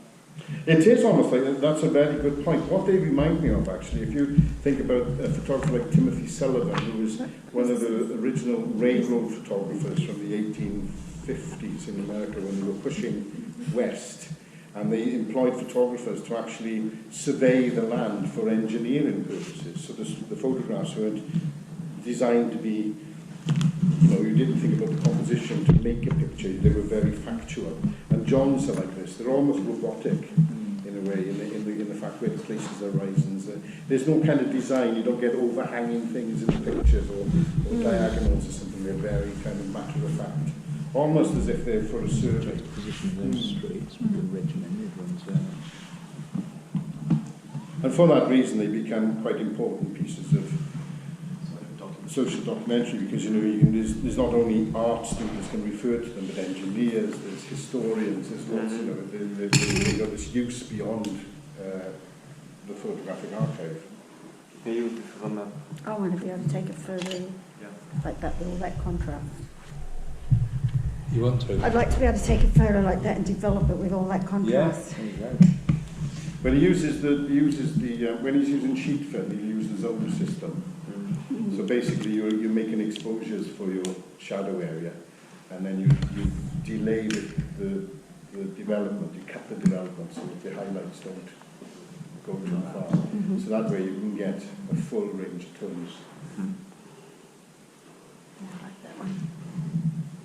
Perfect timing. We talked about zone system yesterday. Oh, there we are. Yes, the zone system is great, but you know, it's pointless doing it with road film because it just means every exposure. So, unless you're doing 36 to 8, really use the zone system properly. But by studying it, you get an understanding of how technique is I love what like open all these pieces are. Are they? I like how open they are. Yes, indeed. Yeah. It's one of those ones where there's like there's so much and it's so open you can just look and you can keep seeing things like this one. The further you get back, the more you can see. You kind of wander into the picture, don't you? There's depth to them. It's not just like a flat image that you just see. Exactly. You could say Bailey's are very much on the surface. It's about design. It's about shape and form. Where these are much more about the survey. It's much more about the use of large format and the comment, the descriptive. Well, I love photos like this because it's kind of like a little adventure. Yeah, absolutely. Like, you look at it and you see the things up front and you appreciate it, but then you kind of look at the back and you like go through and it's just I love. And you see faces as well. You know, and there was this thing about Victorian photography. It's like if you listen to old music on 78s, the quality is so bad you can't really get past that to listen to the music. So you can't really hear the music because of all the crackle and the pop and the hiss and the badly recorded things. And some Victorian photography is a bit like that. You can't really see people. But I've seen some pictures where the clarity is so fantastic. All of a sudden, these people become individuals. You know, sometimes when you look at old people, not old people, but people from many years ago, you can't really connect with them as human beings. They just look like ghosts. And then sometimes you see a fantastic picture and you just think, I can almost see the character of the person. You can say, well, I know that guy. He's like, I can tell by his, you know. It's kind of like this one's like everyone has like, some people look like really excited, and there's like ones that really is time travelling. These pictures are time travelling. I think photography, one of the strengths for me is the fact it can take you places you want to be in and take you time. Yeah, I'm like that. Like, I think my favourite thing about it is the fact that each image has like a story behind it, and so you can kind of either you know it and you can kind of go, oh yeah, I see where that's from, I see what they mean, or you can kind of make up yourself, and it's really interesting. Well, I collect amateur photograph snapshots from the 1950s and 60s in America, because I get them from America because they're much easier to buy than British ones. But you get that with those as well. And in a way, you get that even more because they're not professional photographers. You know, so their mistakes say so much more about the thing. You know, than this happy serendipity that you get because they're not following the conventions of composition. You're a fan of Ouija? I found a Ouija. You're a fan? No. If you like Ouija, you'll go up to Newcastle because they've got a lot in the side gallery in Newcastle. They've left a lot of Ouija's pictures. This is interesting how so many people they're not even looking at camera. Oh no, there's a bit of a joke going on there. Isn't there? As well as there's a girl in the window as well having a fag. I don't know if oh yeah, we looked at that before. I didn't see that today. Bunking off. But there is a little bit of a thing going on there. And then over here from the 80s. Yes, this woman's well, I've been told that Duran Duran is religiously painted over every year. It's still there. I don't know if it's a Duran Duran fan or just some other thing. 35mm, those faces would start breaking. But someone had written Duran Duran on this rock here, and apparently someone still goes up there and refreshes it every year. Oh, right. Okay. There's still people in the back. Not necessarily a Duran Duran fan, but just someone who just likes the continuity of it. Oh, that's nice. See how the difference in the printing as well, you know, the range of tones. Yes. It's not so contrasty. No. I mean, they may be kind of too light and too flat or something. But again, it's the whole process of trying to get the kind of reality, which is strange because they're black and white. You would thought of someone who was so interested in kind of getting this clarity from large format and the printing realistic. They would use colour. I know, I looked at that when we were... I mean, John uses extensively colour now, he doesn't shoot in black and white. He just said, make sure you can see me. Did you say he shoots in colour? Yeah, he only shoots in colour now, Just now, You see areas like this, whenever you see this kind of new land, a new build like that, a school or something, that's the site of a pit there. You can guarantee it when you get that sort of smoothed out area. There may be football pitches. They're usually schools because they built a lot of new schools and they put them onto the... Unlike in the film That Green's My Valley where the pit is up on the mountain, pits are not up on the mountains, they're right down on the mountain. There's no point drilling all the way through a mountain to get to the core, so they're always on their very bottom. Have a little think about how you feel about the printing on these, because I mean I think, because we're doing silver-based imaging modules, so the sort of quality of printing on this is very different to the Bailey stuff, isn't it? Very chalk and cheese. It's almost forensic, isn't it? He was very aware of the details. He was very aware of the details. Like even in the shadow, you see everything. Yes. There's nothing you lost. What camera was this taken with? What camera was he using? Well, the camera we saw him using at the time was the Fuji super wide. It's the SWG69 Fuji roll film camera. It's a rangefinder camera. You can't change the lenses on it. It's got a fixed lens, and it's a 65mm lens, which is a wide-angle lens on 6x9. But he also uses a 5x4, and he also has 35mm, but I've never seen any with 35mm. I can't see a press on. People sat by the river. But that one, to me, that one looks to me more like a 5x4 with a 75mm lens. It looks like a super wide rather than the 6.9. I might be wrong though. And the format, you see sometimes with the format, with the 6.9, you would crop the 6.9 so it was the same format as the 5.4. So you couldn't tell by, that's not 6.9 format, I don't think. So much detail. It's more like 3 to 4. Crazy amount of detail. Well, it's all to do with, you know, it's all to do with like a slow film. So you would use something like FP4. Your developer then, so something like ID11. Don't ever use AGFA developer because they give you golf ball size grain. Some people like that and they deliberately go for it. You know, if you want grainy pictures, especially reportage ones, if you want that sort of look. So it's really the combination. Then using the zone system as well, so you get maximum shadow detail.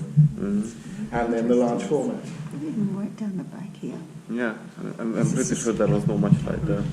And also using a tripod so you can stop down to F, whatever, F45 or... Diffraction then. Diffraction. Well, you get, I mean, do you know, it's... I've never had that problem stopping down. I always stop right down. It's a little bit different when you do larger things, and then stop in larger things and do right down. But I always open that up 2 steps. Because you do get problems from the larger lenses. I've never had a problem on Fuji lenses. But the cheaper lenses may have problems. You know, I just think this is really amazing. Like, generally, in the sort back, of it's between still so 5.6 and 5.11, the sort of in the middle of the range, you get best definition overall throughout. You know, the central area, and also when you're using the sort of F22s and F2.8s, you'll probably find edge definition. Do you remember these playgrounds? But the Fuji ones are, you know, metal things. Yes, so dangerous. The other thing you've got to remember about depth of field as well, which is something people forget about. Depth of field, you know, if you on your camera, if you go to depth of field scale on your camera lens, and it says like everything will be in focus at f16, everything will be apparently sharp, because it's only apparent because it's only whenever on the focus is going to be focused on, and the rest is an acceptable level. But that's based on a 10:8 print. So if you go bigger than 10:8, then all that depth of field rules and regulations of the lens tells you go out the window. Say like, pink, small aperture, third of the way in focus. Yes, that's, I mean, basically that's a hyperfocal focusing in kind of pocket history. But he was using Maciej, he was using and you do a third in because depth of field is 1/3 forward. I wouldn't say first of all. You've got a collection. And I would say I'm not the only one. So you can see there's, I mean, these are extensive. I mean, I think if you were going to make an exhibition of John's work, it would be a lot of editing, because I think unless you were particularly interested in every sort of detail in the valley, you wouldn't want to walk around too long looking at every single one of these shots, because they really are forensic.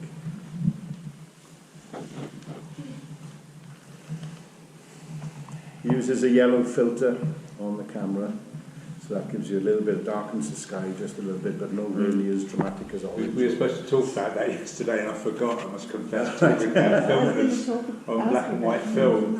There were 2 filters I always carried as a photographer, and it was orange and polarizer. So the polarizer can sort of darken the sky, depending on your angle and stuff like that. We'll talk about that in a bit more detail. But you get yellow, orange and red, for which you can use in black and white photography. If you're doing landscapes, like Mark said, the yellow filter will you'll get detail in the sky because it darkens any blue. If you use a red filter, it will do it incredibly dramatically. So anything blue there will become much darker. Some of these, the one that Barry's holding there, possibly looks like it may have been burnt in under the enlarger. Although, you know, maybe use of filters, it's hard to tell sometimes. But do be aware that, and also if you do portraits as well, the orange filter is very good for that.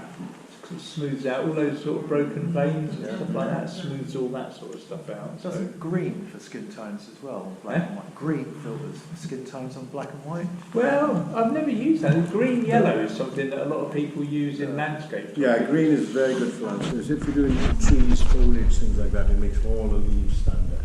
You know, it's basically green filter. Green is the one colour in monochrome that comes out, it doesn't come out as a true sort of tone, it comes out a little bit darker. Interestingly, the fact that my when you were a pub quiz one day, Schindler's List, when they were making that film, shooting in black and white, there was no green allowed on set in terms of people's clothes because it upset the tonal look and stuff like that. So if you win a pub quiz on that, I want a proportion of the prize. You made me think of another fact about that movie I learned yesterday.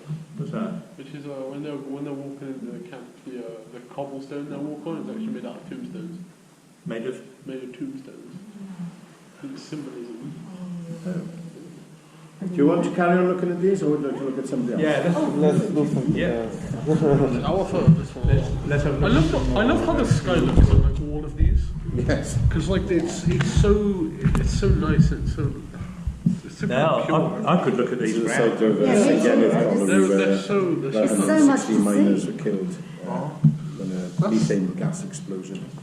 You know what's actually? I actually learned about the slag. Merthyr is basically it's probably the last valley you hit before you get to mid Wales and nothing. I actually it's Brecon after that, and then there'll be nothing from God knows how many miles. I actually learned about it's about. That's about 25, 26 miles. If you've got the A470, follow the valley. Yeah, when he said that, I remember reading, and it was the children that were buried. Yeah, I remember theirs. I remember reading on it. To Scottish Irish. The funny thing about Aberdare, like a lot of places in Wales in the valleys, because there was so much income from other places, they're always pronounced wrong. Yeah, so I think it's actually Aberdare. Like every family in the valley. But you've got to realise, in 1860, there was more migration into South Wales. The only other place in the world that had more migration in that 4 years was the United States. Yeah, so it went from a one horse farm community to, Merthyr Tydfil being the largest town in Wales over the course of like 3 years. I beg you don't upload that hour-long footage to WhatsApp. My phone will not hold it. Yeah, that's a proper station. Take it privately or upload it. Don't worry. They're private houses now. There's quite a few of those. They always seem to be on these where two roads meet, and they're a lot of them private houses now, supermarkets or whatever. But they're not police stations anymore. Yeah, you get over here. Imagine where rabbit ears. We were just saying in the group shots outside the factories there was nobody doing rabbit ears. No. Because of a novelty. I think what I'm going to do now is have a look at the work of Fran Odell, because there's two photographers I really think we should see. One of them is Mike Berry, because they're completely different. We looked at landscape. We could look at Ronald Cormack, because like looking at John Davies, but instead of being in the air, you're on the ground. There's a bit more to it than that. But it's basically the similar subject matter. Fran Odell was the only woman photographer who was commissioned. Now that wasn't, as you see, the director, Sue Beardmore, was a woman, and she went on to be the director of Tate Modern in St. Ives. It was just that it wasn't that many women photographers working at the time. So it wasn't a deliberate policy to exclude women photographers, it's just there wasn't that many enough. So Francesca Odell was the one female photographer we have got in the valleys. Now, she's done a much more humanist approach. So it's not landscape, it's about the people of the valleys. So, this first picture is actually not in the valleys, it's in a place called Porthcawl. You may have known Porthcawl because it's just had the Elvis Presley weekend, which quite famous. And it's a French photographer called Clementine Schneiderman has made a very good study of that, which was shown in the Markham Park. My brother's one of the ETAs. Right. So that one there is in Porthcawl, and it's in a pub called the Knights Arms, which was a motorbikers club. And you used to get guys coming down from the valleys and just get pissed basically and drive back on their bikes. So. What's going on in this picture? I don't like this picture because it looks to me as if that guy's just... Yeah, it looks as if the dog. I thought he was playing like 10 minutes up the wall. Well, it might be. I really don't know. But it's basically these are just kids hanging out, unemployed kids hanging out. Because I don't want to get sad, I'm going to assume he's not hitting. Well, I always like to think he isn't going to hit the dog because... I also like there's a dog over there with giant ears. just looking. You know, being a dog person myself. Yeah. Oh, yeah. But it's basically kids hanging out on the street corners, doing nothing to do. It looks summer to me, but just because he has got a shirt on doesn't necessarily mean it's summer. It's actually middle of winter. Yeah. So what Fran Odell done, she actually kind of befriended a family and stayed with them. Even on to Christmas Day, she was with this family, a young family. So the pictures you see of the interiors with the family are the family she stayed with or their cousins. There was another branch of the family that she was as well. How poor it looks. And one of the lads has got a medical condition where he's got to wear a leg caliper, and he's going to go to the hospital getting that refitted and things like that. Polio. It wasn't polio. No, I did look it up. It's a bit like rickets, but it's not. This is him. I had a brace. But there is a kind of medical term for it, which I don't know if it's written on the back of this one.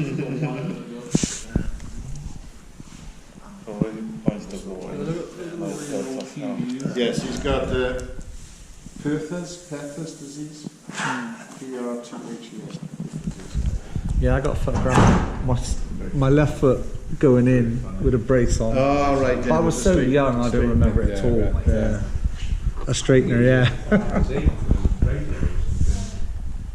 So they just moved into the new house, and the first thing they do is to get the television working. Cool. That's the most realistic thing I've ever seen. Right, guys, we've got the TV on. Everyone's done that when you've moved house. You've got the TV there, and then you sit down for like 20 minutes, and then you can do something else. There's a picture here. I like this picture because the little kid is on a. It's on a lead. It's on a it's when kids were on leads. You know, like a leather bracelet. They still have them. Well, there's there's a girl from France in one of the trips, one of the visitors, saw that. Could not believe that you put kids on Yeah, I used to, didn't you? Yeah, I didn't see that often. I used to, when I was a kid. I was a good kid. I wasn't really not. Yeah, I was never on them like harnesses, but I'd always see kids on harnesses. Yeah. And now you just don't. Well, there's a. There's one way of keeping them safe if they like to run away on you. Or just lead I like like this. a dog. I like this one. It really says something to me. So looking at these pictures, what would you say they're shot on? 35. Yeah. And also, what do you think about the film? Is it this one's definitely like an 835. Yeah. I was really maybe pushed to 800. I so. Do you need to shoot 800 or 400 do you want to right from that? No, you don't need to. But these are indoors without flash and stuff like that. Yeah, yesterday we had to change the ISO because we were low light. And that was like changing roles.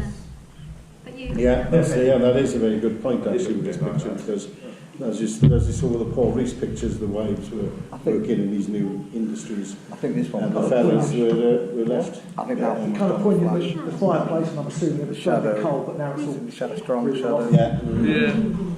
That's a lovely picture. That's a lovely picture. Yeah, just a family that are tired. Yeah. They're exhausted. Yeah. That's a lovely That's picture. it. There's three people on that motorbike. You can only see two, but there is a third. Yeah. Go to Thailand. Yeah. Oh yeah. That was me and my mate being naughty. And the dog hanging right over the back. No, dog in the back as well. Dog in the basket with little balls. I remember seeing like dogs in baskets, like Jack Russell's in baskets, but they get this little dog out. How did you put up? I don't think you'd be tuning into this. No, exactly. Because it's a bit too poking for me. So that's in Porthcawl as well, so it's like it's the last day of the fairground before it's closed for the winter, and everything is half price. I love to, like, when I see pictures, when I see old pictures of people, I love to imagine what they were doing, or like, what they did later on. Yeah. And so like, oh yeah, that newborn kid, what's that person doing now? And I love doing that. Yeah, well, it'd be 30 odd years old now, isn't it? That looks like Castle Grayskull. It's Castle Grayskull, I think it is, yeah. It must be crazy for them to see a picture of like themselves. Yeah. Well, look, Fran Odell hadn't really looked at these pictures again. She hadn't gone through a personal archive. And when we showed them in the tram shed, before the tram shed became more posh like it is now, she came to that exhibition and actually cried when she saw the pictures. Because they were so personal to her, you know, because she lived with this family and she was there Christmas morning, you know, and that type of thing. So it was... that was our Christmas day, that was, as kids. You're living with the family? Well, maybe not, because that's later on, but... Kingdom, so... Do you know what that is there? Well, that one, the story behind that one is that that the was baby one of those, was still obviously feeding in the night and waking up and crying. Yeah, that's A Castle rare moment of Grayskull. getting Castle He-Man, yeah. That'd be like, I'm not even sure. I had one. Early 80s, I think. Yeah, but no, but this is yeah, the, my this brother is the had. fantastic thing about it is that she won their trust enough to creep into their bed. I seen him around for so. That's what's so nice about these pictures. You know, it's, And these are yeah, these are around about the same time, 85 years. That was a kid at this time. Would you say that these... she's a woman. Are the pictures affected by that fact? Are they? No. You think they're not? I don't think they have any kind of like preconceptions because like when you look at them, I don't think you'd naturally go, oh, it's a woman. I don't think. Actually, I only think because of the access. Yeah. You know. Yes, You know. yes. I think the access that she's got. I don't think I wouldn't allow a man taking a photo like this in my house, but from a woman, it's like. Have you ever heard about Yeah, I think there's just a very subtle undercurrent in the fact that I think there's a trust in there which is definitely in the small children. yes. I like this one because you got the two people walking off, and there's the guy in the of course, back. this is pre all that, you know, all that.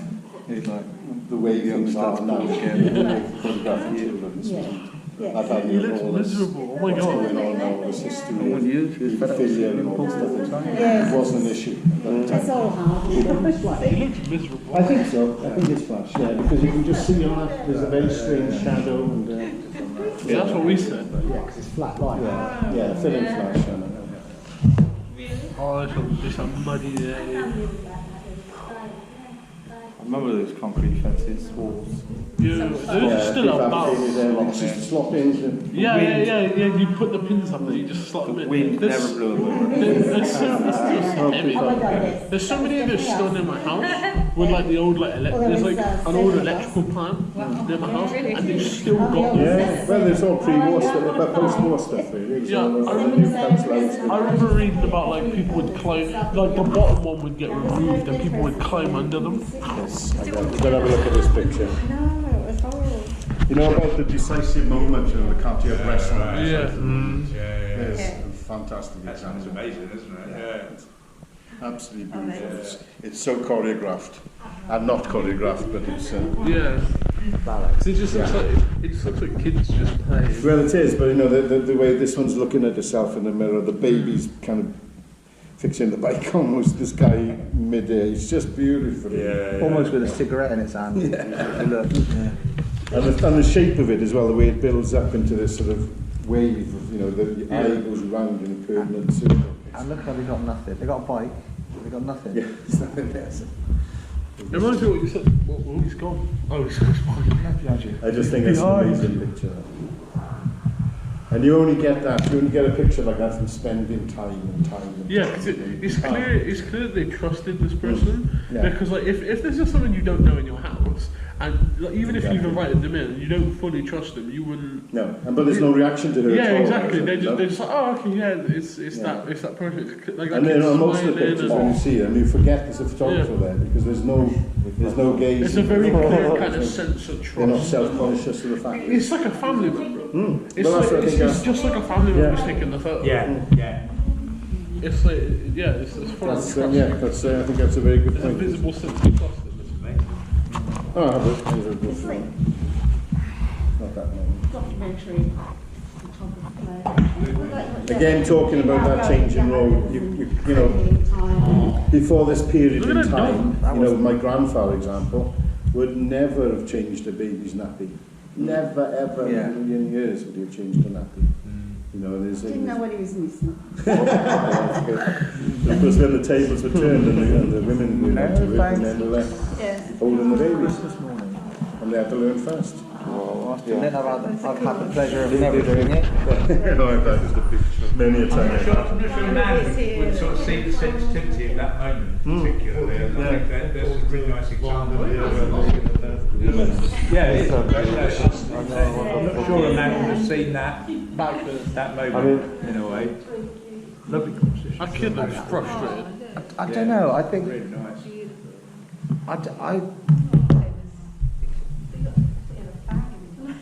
I see your point, Chris, but I kind of challenge that a little because It would not have been out of place. I think it depends if you're. She used to sit underneath the cigarette. No, I'd still challenge it a little. Because in our household, Mum brought us up. Yeah. So I think when I started doing a long time ago baby and kids photography and like Asda, you used to see the children and go, oh, it's so cute, and capture that kind of moment. But maybe as a male photographer that's been brought up in a more male environment, might not see that. I don't take your point. I'm not saying a man could not take that photograph. Yeah. I just think there is a female sensibility of sort of being in tune. Like Yeah. you say. I'm going to challenge would agree in a way. You've been in tune to that I'm not going to sensitivity of that challenge moment. that. And I think maybe that's the feminist part of the male that you see. I'm going to challenge because that. we're not just Absolutely. being human. We're still both, aren't we? Even though some got. But I mean, if you look at name slips my mind now. Who's the American photographer who photographed the Japanese chemical plant and the? That was Eugene Smith. Eugene Smith. When you look at Eugene Smith and his pictures, you could think they were taken by a woman as an intimacy. I'm going to challenge what you said because I know from experience, like the whole. I feel like the whole male. I've been brought up only by my dad, and I can see all of the kind of. I'm not okay. For example,